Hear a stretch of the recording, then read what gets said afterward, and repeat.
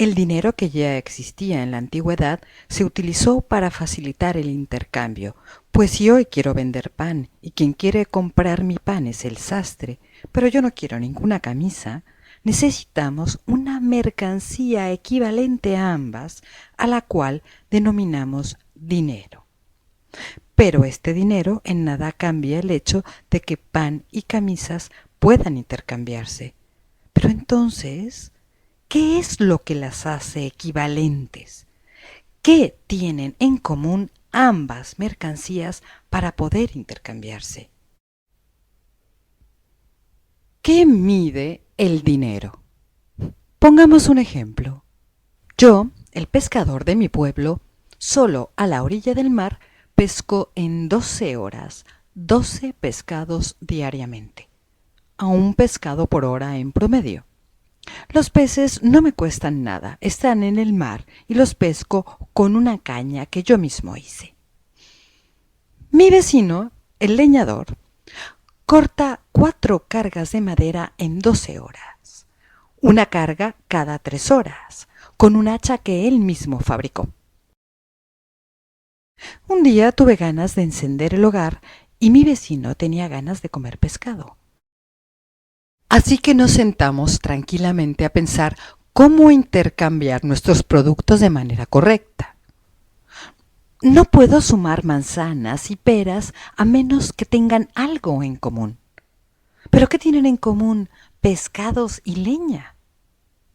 Ambos nos miramos asombrados y encontramos que lo único común entre mis pescados y su leña era la cantidad de trabajo que ambos habíamos puesto en pescar y cortar. El trabajo es lo que había convertido al pez en pescado y al árbol en leña. Pero él decía que su trabajo era mejor que el mío y yo respondía que no era así.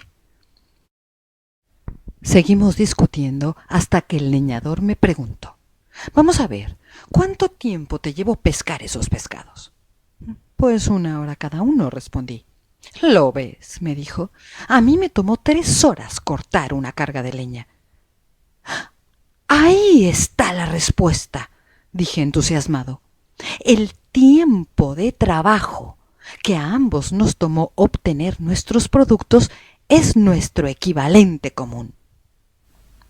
Yo le di 3 pescados por una carga de su leña, la cantidad de pescado y leña que a cada uno nos había tomado 3 horas de trabajo obtener.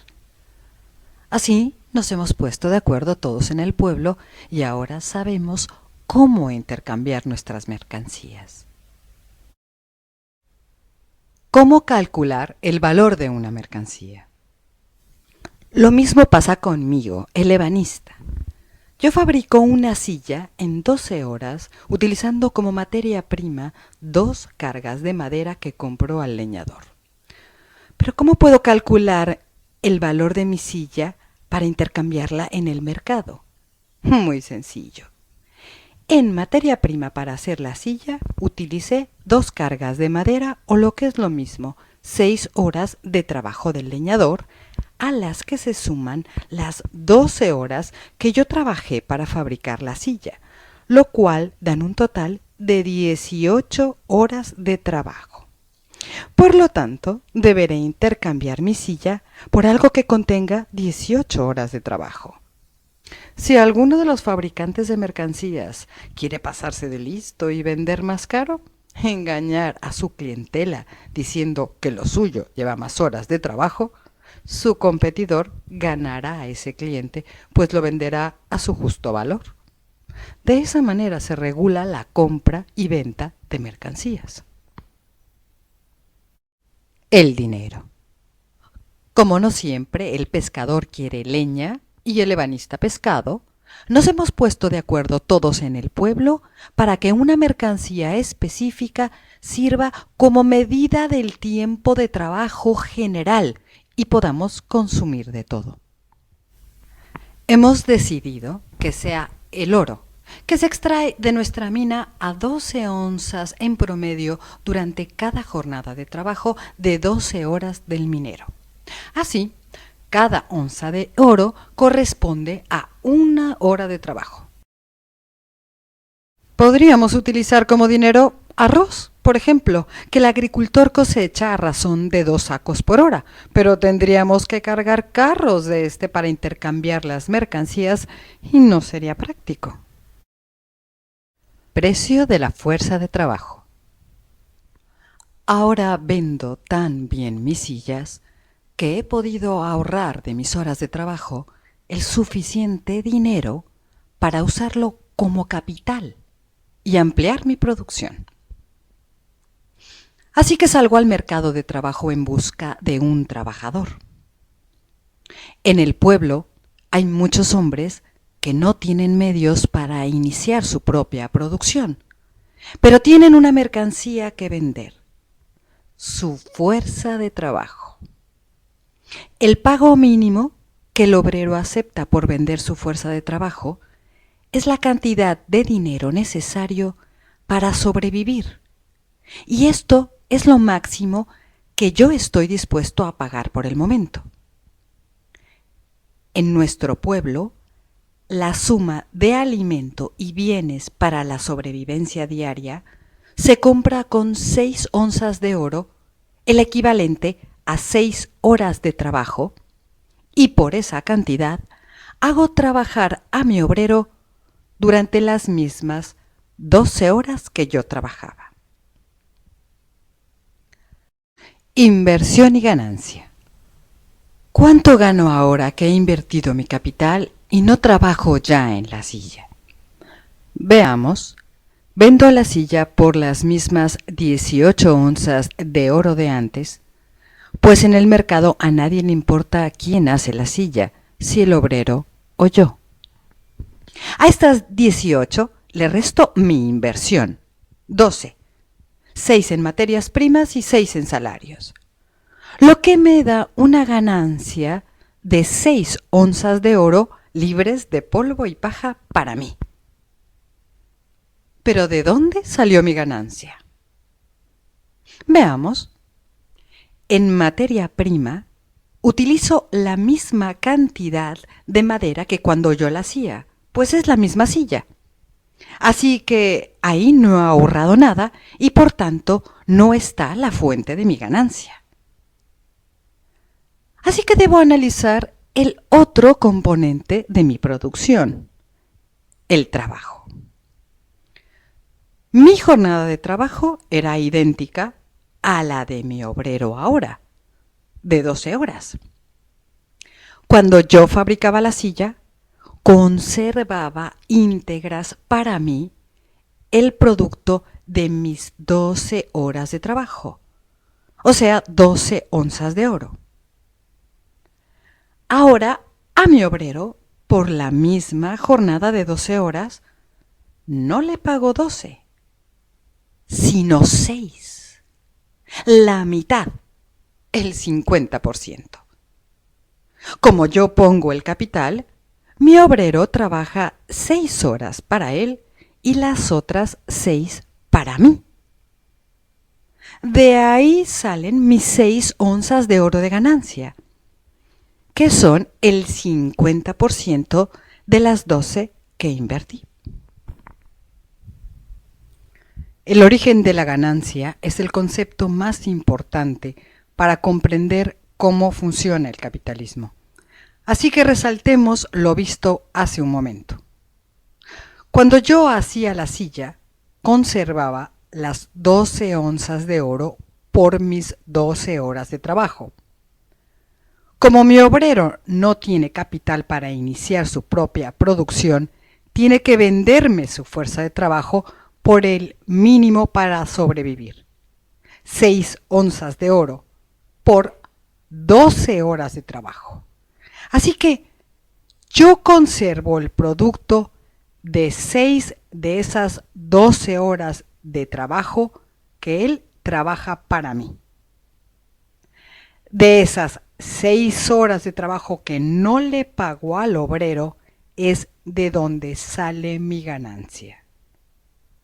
Como mi inversión fue de 12 onzas de oro, 6 de materias primas y 6 en salarios, resulta que mi ganancia es del 50% de mi inversión.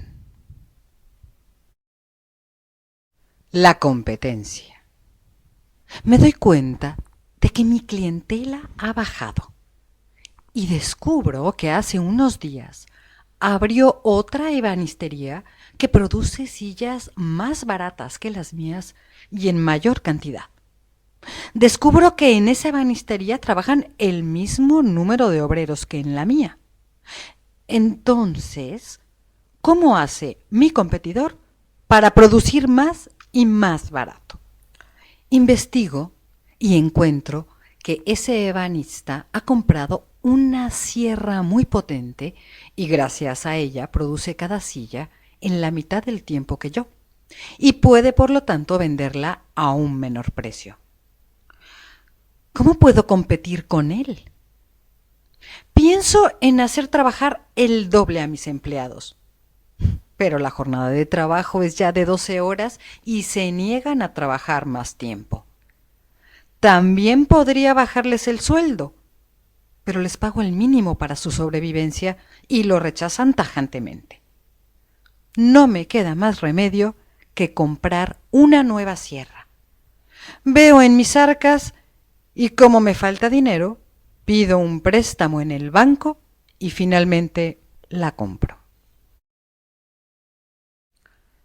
Hemos llegado al momento crucial del análisis.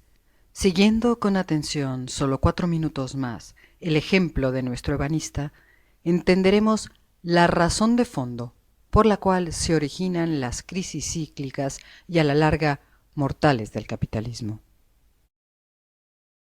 Tendencia decreciente de la tasa de ganancia. Gracias a mi nueva sierra, ahora produzco en cada jornada de trabajo 2 sillas en lugar de una.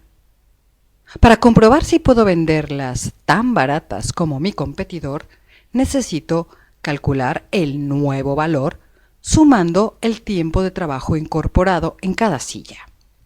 Veamos. 6 horas de trabajo del leñador, más 6 horas de trabajo de mi obrero, que gracias a la sierra realiza cada silla en la mitad del tiempo que antes, nos da un total de 12 horas de trabajo. Y como fabrico 2 sillas en cada jornada, tengo un valor total de 24 horas de trabajo que venderé en el mercado por 24 onzas de oro. ¿Pero cuánto es mi ganancia? Para saberlo, debo restarle al valor de mis sillas lo que invertí en producirlas. Calculemos mi inversión. Como ahora hago 2 sillas, en materia prima utilizo por jornada el doble de madera, 12 onzas de oro. En salarios le pago a mi obrero por la jornada de 12 horas lo mismo que antes, 6 onzas de oro, lo que equivale a 6 horas de trabajo. Por lo tanto, sigo conservando para mí el valor de las 6 horas restantes. Así que mi inversión total es de 18 onzas de oro. El valor total de mis sillas, como ya hemos calculado, es de 24. Y le resto mi inversión, 18. Lo que me da una ganancia de 6 onzas de oro. ¿Pero cómo? Ahora que produzco más y más barato, gano lo mismo. Antes de utilizar la sierra, invertía 12 y ganaba 6. O sea, tenía una ganancia del 50% de mi inversión. Ahora que produzco el doble e invierto 18, mi ganancia sigue siendo de 6. Solo el 33% de mi inversión. ¿Qué ha pasado? Los capitales buscan siempre el mejor rendimiento para su inversión, pero otros capitales llegan. Y como la demanda es limitada, para atraerla solo hay un camino: abaratar las mercancías. ¿Pero cómo?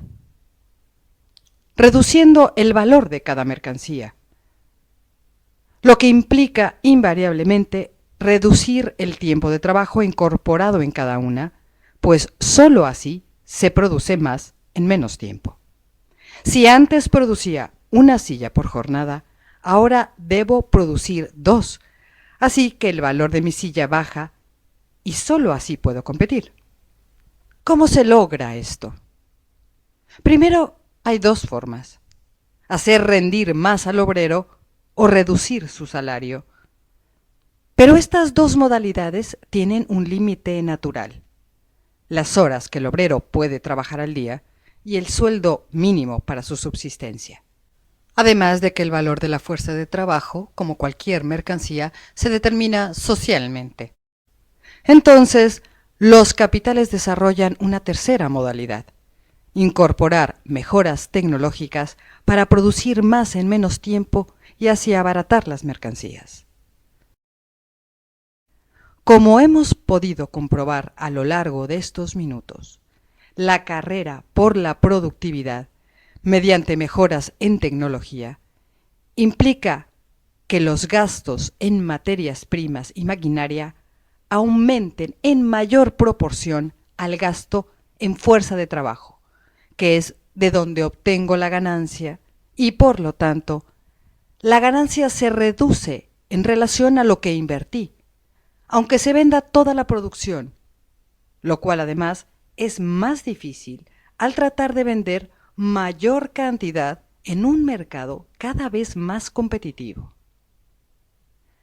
Al extrapolar el ejemplo de nuestro ebanista a la economía global, comprendemos dónde radica el germen de la crisis capitalista. Como ya sabemos, la producción sigue su carrera con nuevos adelantos tecnológicos y ahora, para ganar lo mismo, debo producir más cantidad que antes. La entrada de nuevas tecnologías y el consecuente incremento en la cantidad de mercancías tiende a imperar en el conjunto de la economía, pero la cantidad de trabajadores empleados no se expande en la misma proporción. Más aún, la entrada de nueva tecnología ralentiza su contratación o reemplaza a gran número de trabajadores. Por ello nos encontramos con que aun cuando los precios de las mercancías bajan, también la capacidad de compra. Este es el círculo vicioso intrínseco, inherente e indivisible del capitalismo. Un inmenso arsenal de mercancías que no pueden venderse.